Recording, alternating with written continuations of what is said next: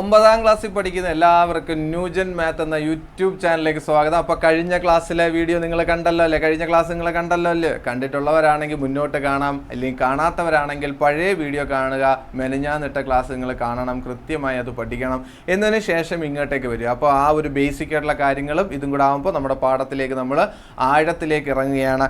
ഈ ചോദ്യം നിങ്ങൾ വായിച്ചു നോക്കി. എന്തോ ചോദ്യത്തിൽ പറഞ്ഞേക്കുന്നത് പ്രൈസ് ഓഫ് 3 ബുക്സ്, 3 ബുക്കിൻ്റെയും 2 പെൻസിലും വാങ്ങിച്ചു. 3 ബുക്കും 2 പെൻസിലും വാങ്ങിച്ചപ്പോൾ 200 രൂപ ആയി.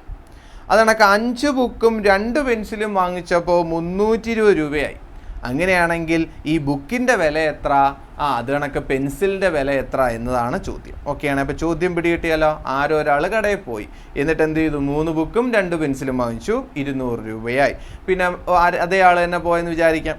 5 ബുക്ക് മേടിച്ചു, 2 പെൻസിൽ മേടിച്ചു. അപ്പോഴും അതിൻ്റെ വില എത്ര തന്നെ വന്നു? 320 മാറി. അങ്ങനെയാണെങ്കിൽ പേനയുടെ വിലയും പെൻസിലിൻ്റെ വിലയും എത്രയാണ്? ആ കടയിൽ, പല കടയിൽ പോയി മേടിച്ചതിനെ കുറിച്ചല്ല, ഒരേ കടയിൽ നിന്നാണ് ഇത് രണ്ടും മേടിച്ചേക്കുന്നതെന്ന് മനസ്സിലാക്കുക. അങ്ങനെയാണെങ്കിൽ പെൻസിലിൻ്റെ വില എത്ര, ബുക്കിൻ്റെ വില എത്ര എന്നാണ് ചോദ്യം. അപ്പോൾ നേരത്തെ നമ്മൾ കഴിഞ്ഞ ക്ലാസ്സിൽ പഠിച്ച കണക്കുള്ള ചോദ്യമല്ല, ഇവിടേക്ക് വരുമ്പോൾ ചെറിയൊരു വ്യത്യാസം വരുന്നുണ്ട്. ഇവിടെ നിങ്ങൾ ആദ്യം തന്നെ മനസ്സിലാക്കണം, ബുക്കിൻ്റെ വിലയോ പെൻസിലിൻ്റെ വിലയോ ഈ ക്വസ്റ്റ്യനിൽ തന്നിട്ടില്ല. ബുക്കിൻ്റെ വിലയും പെൻസിലിൻ്റെ വില ഒരുപോലെ വരുമോ? ഇല്ല, നമുക്ക് സ്വാഭാവികമായിട്ട് അറിയാം ബുക്കിൻ്റെയും പെൻസിലിൻ്റെ വില ഒരുപോലെ അല്ല.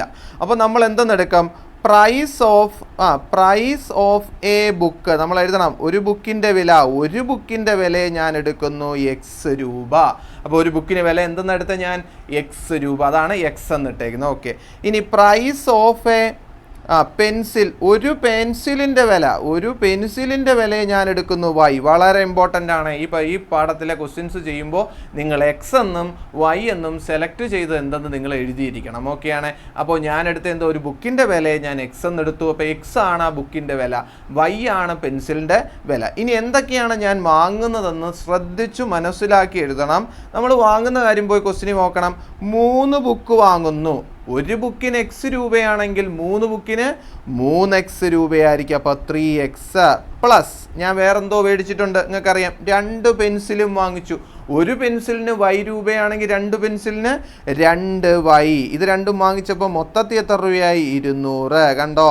ഒരു ഇക്വേഷൻ ആയില്ലയോ? നമ്മൾ കഴിഞ്ഞ ക്ലാസ്സിൽ പറഞ്ഞു, ഇങ്ങനെ എഴുതുന്നതിനെ എന്തെന്നാണ് വിളിക്കുന്നത്? സമവാക്യം അല്ലെങ്കിൽ ഇക്വേഷൻ. അപ്പോൾ ഒരു ഇക്വേഷനായി.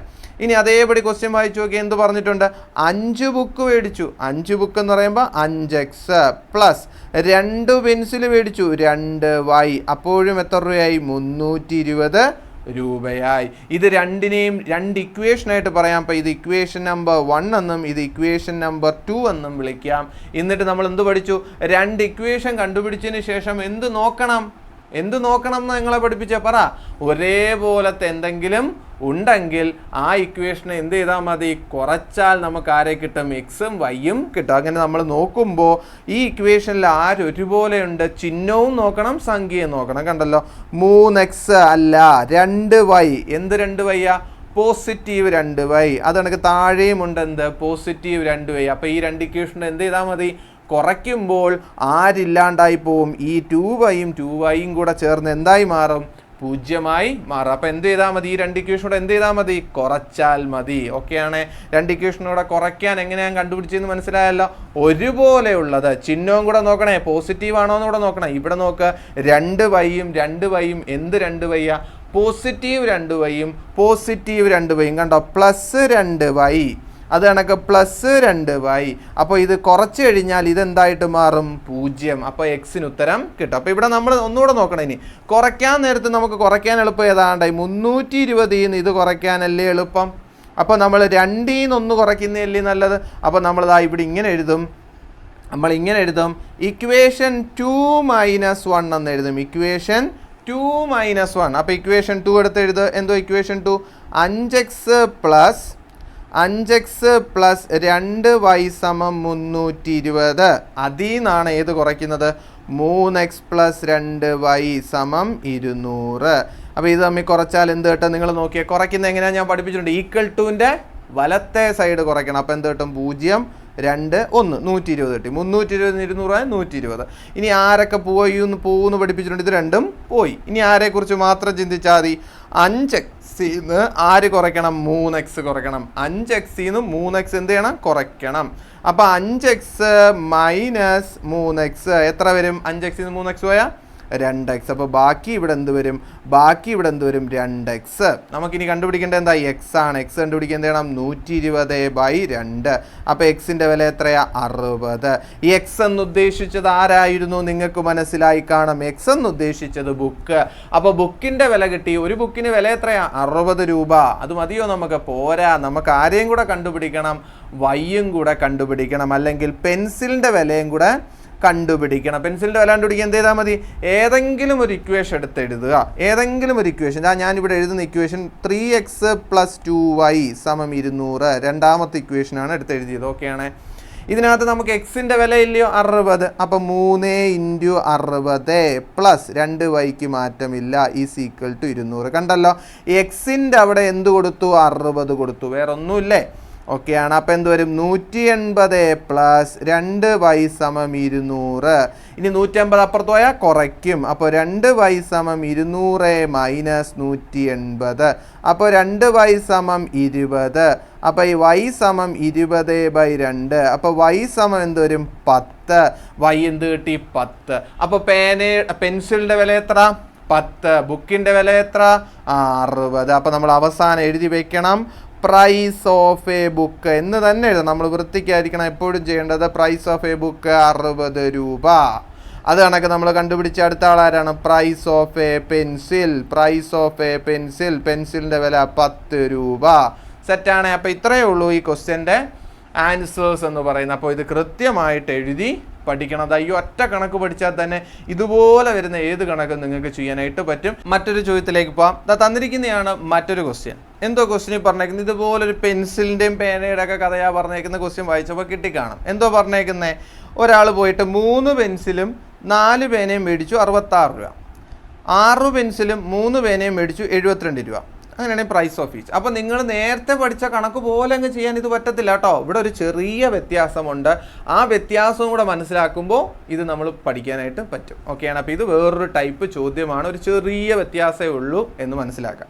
അപ്പോൾ നമുക്ക് നേരെ എഴുതാമല്ലോ. Price of a pencil X എന്നെടുത്തു. Price of a pen Y എന്നെടുത്തു. നിങ്ങൾക്കറിയാലോ, അത് ഞാൻ എടുത്ത് എഴുതുന്നില്ല ഇപ്രാവശ്യം. നിങ്ങൾക്കറിയാം, ഞാൻ തൊട്ട് മുന്നേ എഴുതി കാണിച്ചു. ഇനി ഞാൻ എഴുതുന്നില്ല. നമ്മൾ മേടിച്ച സാധനങ്ങളെ മാത്രം ഞാൻ സംസാരിക്കുകയാണ്. മേടിച്ച സാധനങ്ങൾ മാത്രം. 3 പെൻസിലും 4 പേനയും മേടിച്ചു. അപ്പോൾ നമുക്ക് എന്തെന്ന് എഴുതാം? 3 പെൻസിൽ. ഞാൻ പെൻസിലിന് എക്സ് എന്നാണ് എടുത്തത്. അപ്പോൾ പെൻസിലിൻ്റെ വില എക്സ് എന്നാണ് എടുത്തത്. അതുകൊണ്ട് പെൻസിൽ 3x പ്ലസ് ഞാൻ 4 പേന മേടിച്ചു. അപ്പോൾ 4y. അപ്പോൾ എത്ര ആയി? 66. സെറ്റാണേ. അപ്പോൾ എക്സ് എന്ന് എടുത്തത് പെൻസിലിൻ്റെ വില. അപ്പോൾ 3 പെൻസിൽ 3x, 4 പേന 4y = 66. അതൊരു ഇക്വേഷനായി, സമവാക്യമായി. ഇത് കണക്ക് വേറെന്തോ മേടിച്ച് 6 പെൻസിൽ. അപ്പോൾ 6x പ്ലസ് 3 പേന 3y = 72. അപ്പോൾ ഇത് ഇക്വേഷൻ നമ്പർ 1 ആണെന്നും ഇത് ഇക്വേഷൻ നമ്പർ 2 ആണെന്നും എല്ലാവർക്കും പിടികിട്ടി. ഇത്രയും നമ്മൾ നേരത്തെയും ചെയ്ത. പക്ഷേ എന്ത് നോക്കാൻ പഠിപ്പിച്ചിട്ടുണ്ട്? 2 ഇക്വേഷൻ എഴുതി കഴിഞ്ഞിട്ട് എന്ത് ചെയ്യണം മക്കളെ? നിങ്ങൾ എന്ത് ചെയ്യണമെന്ന് ഞാൻ പറഞ്ഞേ. ഒരേപോലത്തെ എന്തെങ്കിലും ഉണ്ടോ എന്ന് നോക്കുമ്പോൾ ഇവിടെ എന്തില്ല? ഒരുപോലത്തെ ഒന്നും ഇല്ല. ഇവിടെ 3x വരുമ്പോൾ താഴെ കിടക്കുന്ന 6x ഒരുപോലെയല്ല. ഇവിടെ 4y നോക്കിയപ്പോൾ താഴെ കിടക്കുന്നത് 3y. അപ്പോൾ ഒരുപോലെയൊന്നും ഇല്ല. അപ്പോൾ ഒരുപോലെ ഇല്ലെങ്കിൽ നമ്മൾ എന്ത് ചെയ്യണമായിരിക്കും? ഒരുപോലെ ആക്കണം. അതാണ് നമ്മുടെ അടുത്ത പരിപാടി. അപ്പോൾ നിങ്ങൾ നോക്കിയേ, ഈ 3x-നെ നമുക്ക് എന്താക്കാൻ പറ്റും? 6x ആക്കി കൂടെ. 3x-നെ 6x ആക്കാൻ നമുക്കറിയാം. എന്ത് ചെയ്താൽ മതി? ഇതിൻ്റെ കൂടെ ഒരു 2 ഗുണിച്ചാൽ പോരെ അല്ലേ? ഒരു 2 ഗുണിക്കുമ്പോൾ 3x എന്തായിട്ട് മാറും? 6x. അവിടെ മാത്രം 2 ഗുണിച്ചാൽ പോരാ, ഇവിടെയും ഗുണിക്കണം, ഇവിടെയും ഗുണിക്കണം. മൊത്തത്തിൽ ആ ഇക്വേഷനെ 2 കൊണ്ട് ഗുണിക്കണം. അപ്പോൾ നമ്മൾ പുതിയൊരു സ്റ്റെപ്പ് കണ്ടുപിടിച്ചു. ഇക്വേഷൻ നമ്പർ 1-നെ മൊത്തത്തിൽ 2 കൊണ്ട് ഗുണിക്കും. ഓക്കെയാണ്. ഇക്വേഷൻ നമ്പർ 1-നെ 2 കൊണ്ട് ഗുണിക്കും. പറ, 2 കൊണ്ട് ഗുണിക്കുമ്പോൾ 3x-നെ 2 കൊണ്ട് ഗുണിക്കുമ്പം എന്തായിട്ട് മാറും? 6x പ്ലസ് പറ 4y 2 കൊണ്ട് ഗുണിക്കുമ്പോൾ എന്താവും? 8y. ഓക്കെയാണേ. അത് കണക്ക് 66-നെ 2 കൊണ്ട് ഗുണിക്കുമ്പോൾ ഈ 66-നെ 2 കൊണ്ട് ഗുണിക്കണം. അപ്പോൾ എത്ര കിട്ടും? 132. കണ്ടോ? അപ്പം പുതിയൊരു ഇക്വേഷൻ സൃഷ്ടിച്ചു. ഓക്കെയാണ്. അപ്പോൾ നിങ്ങൾക്ക് പിടികിട്ടി. ഇനി ഏത് ഇക്വേഷൻ ഇല്ല എന്ന് നിങ്ങൾ മനസ്സിലാക്കണം. ഒന്നാമത്തവനെ നമുക്ക് ആവശ്യം ഇല്ല. ഒന്നാമത്തവനെ മാറ്റിയതിന് ശേഷമാണ് നമ്മൾ പുതിയൊരു ഇക്വേഷൻ എഴുതി. എന്തിനാണെന്നറിയാലോ? ഒരുപോലെ ആക്കാൻ വേണ്ടി. അപ്പോൾ ഇവനാണ് നമ്മുടെ അടുത്ത ഇക്വേഷൻ എന്ന് പറയുന്നത്. ഇതിനെ വേണമെങ്കിൽ നിങ്ങൾക്ക് മൂന്നാമത്തെ ഇക്വേഷൻ എന്നൊക്കെ വിളിക്കാം, കുഴപ്പമൊന്നുമില്ല കേട്ടോ. അപ്പോൾ നമുക്ക് ഇനി 2 ഇക്വേഷനേ ഉള്ളൂ എന്ന് നിങ്ങൾ പിടികിട്ടുക, നിങ്ങളുടെ മനസ്സിനെ പഠിപ്പിക്കുക. 2 ഇക്വേഷൻ, ഇതൊരു ഇക്വേഷൻ, ഇത് മറ്റൊരു ഇക്വേഷൻ. ഈ 2 ഇക്വേഷനും നോക്കുമ്പോൾ ആര് സെയിമാ? RX സെയിമാ. അപ്പോൾ കുറച്ചുകൂടെ നമുക്ക് ഈ 2 ഇക്വേഷനോട് എന്ത് ചെയ്താൽ മതി? കുറച്ചാൽ മതി. ഇതല്ലയോ വലിയവൻ 132. അപ്പോൾ ഏതിന്ന് ഏത് കുറയ്ക്കണം? 3ന്ന് 2 കുറയ്ക്കണം. ഏതിന്ന് ഏത് കുറയ്ക്കണം? മൂന്നാമത്തെ ഇക്വേഷനിൽ നിന്ന് രണ്ടാമത്തെ ഇക്വേഷൻ കുറയ്ക്കണം. അപ്പം നമ്മുടെ സ്റ്റെപ്പ് മറന്നു പോരുത്. മൂന്നാമത്തെ ഇക്വേഷനിൽ നിന്ന് രണ്ടാമത്തെ ഇക്വേഷനാണ് നമ്മൾ കുറയ്ക്കാനായിട്ട് പോകുന്നത്. ഓക്കെയാണ്? ഒരുപോലെ ആക്കിയേ? ഓർമ്മയുണ്ടേ? അവിടെ മാറ്റിയെന്നും പറഞ്ഞ് ഈ 2 കൊണ്ട് ഗുണിച്ചെന്നും പറഞ്ഞ് വ്യത്യാസമൊന്നും വരില്ല കേട്ടോ. ഇതേ ഇക്വേഷൻ തന്നെയാണ് ആരെന്ന് പറഞ്ഞ ഇവൻ 2 കൊണ്ട് ഗുണിച്ചെന്നും പറഞ്ഞ് ആ കണക്കിന് മാറ്റമൊന്നും വരത്തില്ല. മൊത്തത്തിൽ ഗുണിച്ചതുകൊണ്ട് കേട്ടോ. മൊത്തത്തിൽ ഇതിനെ ഗുണിച്ചു, ഇതിനെ ഗുണിച്ചു, ഇതിനെ ഗുണിച്ചു. അതുകൊണ്ട് ഇതിന് മാറ്റമൊന്നും വന്നിട്ടില്ല. ഒന്ന് ഡബിൾ ആയിട്ടുണ്ടെന്നേ ഉള്ളൂ, ഇരട്ടിച്ചെന്നേ ഉള്ളൂ കേട്ടോ. അപ്പോൾ മൂന്നാമത്തെ ഇക്വേഷൻ എടുത്ത് എഴുതുന്നു ഞാൻ. RX + 8y = 132. ഇതിൽ നിന്ന് കുറയ്ക്കണം ആരെ? രണ്ടാമത്തവനെ. RX + 3y = 72. ഓക്കെ ആണോ? സെറ്റാണോ? അപ്പോൾ ഇത് രണ്ടും കൂടെ കുറയ്ക്കണം. അപ്പോൾ ഈ 2 3ന്ന് 2 കുറയ്ക്കണം. അപ്പോൾ എന്ത് ചെയ്യണം? 2 2 പോയാൽ 0. 13 എത്ര? 60 8y 3y പോയി കഴിഞ്ഞാൽ 5y. അവിടുന്ന് y കണ്ടുപിടിക്കുക. എന്ത് ചെയ്താൽ മതി? 60/5. അപ്പം y എന്ന് പറയുമ്പോൾ എത്ര കിട്ടും? 12. y എന്തുമായിരുന്നു? y എന്നെടുത്ത് ആരാ? നിങ്ങൾക്കറിയാം. ഞാൻ അതാ പെൻസിലിനെയാണ് x എന്നെടുത്തത്. അപ്പോൾ y ആരാ? പേനയുടെ വില കിട്ടി. അപ്പോൾ ഒരു പേനയുടെ വില എത്രയാണ് നമുക്ക് കിട്ടിക്കഴിഞ്ഞു? 12 രൂപ. ഇതുപോലല്ലോ നമുക്ക് പെൻസിലും കൂടെ കണ്ടുപിടിക്കണ്ടേ? ഇനി പെൻസിൽ കണ്ടുപിടിക്കണം, മീൻസ് എക്സ് കണ്ടുപിടിക്കണം. അതിന് ഏതെങ്കിലും ഒരു ഇക്വേഷൻ എടുക്കണമെന്ന് ഞാൻ പറഞ്ഞിട്ടുണ്ട്. അപ്പോൾ ഈ കൊടുത്തിരിക്കുന്ന ഏത് ഇക്വേഷൻ വേണമെങ്കിലും എടുക്കാം. ഞാൻ എടുക്കുന്നു RX + 3y = 72. ആ ഇക്വേഷൻ എടുക്കുന്നു.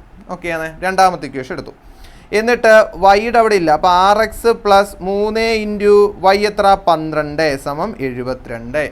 അടുത്തത് RX + 36 = 72. അവിടെ നിന്ന് RX = 72 - 36. സെറ്റാണ്. അപ്പോൾ RX കുറയ്ക്കുമ്പോൾ എത്ര വരും? 36 അല്ലയോ? 36 തന്നെ വരുമെന്ന് എനിക്കറിയാം. അപ്പോൾ x = 36/6 എന്ന് വരും. അപ്പോൾ x = 6 എന്ന് കിട്ടും. അപ്പോൾ നിങ്ങൾക്ക് അവസാനം എഴുതാം പ്രൈസ് ഓഫ് എ പെൻസിൽ. പെൻസിലിൻ്റെ വില എത്ര? 6 രൂപ. അത് കണക്ക് പ്രൈസ് ഓഫ് എ പെൻ. പേനയുടെ വില 12 രൂപ. സെറ്റല്ലേ? ഓക്കെ ആണ്. അപ്പോൾ ഇത്രയേ ഉള്ളൂ ഈ ക്വസ്റ്റ്യൻ്റെ സ്റ്റെപ്പ്. ഇവിടെ ഒരുപോലെ ഒന്നും ഇല്ലാത്തത് കൊണ്ട് നമ്മൾ ഏത് സ്റ്റെപ്പ് എക്സ്ട്രാ ചെയ്തു? ഒന്നാമത്തെ ഇക്വേഷനെ 2 കൊണ്ട് ഗുണിച്ചു. അതാണ് നമ്മൾ പുതുതായിട്ട് പഠിച്ച ക്വസ്റ്റ്യൻ. ഓക്കെയാണ്? അപ്പോൾ ആദ്യത്തെ ക്വസ്റ്റ്യനിൽ എന്തുണ്ടായിരുന്നു? സെയിം ആയിട്ടുണ്ടായിരുന്നു. കുറച്ചു പെട്ടെന്ന് ഉത്തരം കിട്ടി. പക്ഷേ ഈ ക്വസ്റ്റ്യനിൽ എന്തില്ല? സെയിം ആയിട്ടില്ല. അതുകൊണ്ട് നമ്മൾ എന്ത് ചെയ്തു? ഒരു ഇക്വേഷനെ ഗുണിച്ച് മറ്റൊരു ഇക്വേഷനാക്കി സെയിം ആക്കി, എന്നിട്ട് കുറച്ചു. കണ്ട, ഈ ഒരു സംഭവം നിങ്ങളുടെ മനസ്സിനകത്ത് പഠിച്ചു വെക്കണം. അപ്പോൾ ഈ പാഠത്തിൽ ഏത് ചോദ്യം വന്നാലും ഒന്നെങ്കിൽ ഇങ്ങനെ കുറയ്ക്കണം, ഇല്ലെങ്കിൽ ഒരുപോലെ ആക്കിയിട്ട് കുറയ്ക്കണം എന്ന് സാറ് പറഞ്ഞു തന്നിട്ടുണ്ടെന്ന് ഓർത്ത് എടുക്കണം. അപ്പോൾ ഇന്നത്തെ ക്ലാസ്സിൽ പഠിപ്പിച്ച കാര്യങ്ങളൊക്കെ നിങ്ങൾക്ക് പിടികിട്ടിയോ? ഓക്കെ ആണോ? അങ്ങനെ വീഡിയോ ഇഷ്ടപ്പെട്ടാൽ ലൈക്ക് ചെയ്യുക, കൂട്ടുകാർക്ക് ഷെയർ ചെയ്യുക. നിങ്ങൾ അടിപൊളിയായിട്ട് പഠിക്കുക. ഞാൻ കൂടെ ഉണ്ടായിരിക്കും. നിങ്ങളും കൂടെ എൻ്റെ എല്ലാ ക്ലാസ്സും കണ്ടു പഠിക്കണം. അപ്പോൾ നിങ്ങൾക്ക് കൃത്യമായിട്ടുള്ള മാർക്ക് ലഭിക്കും.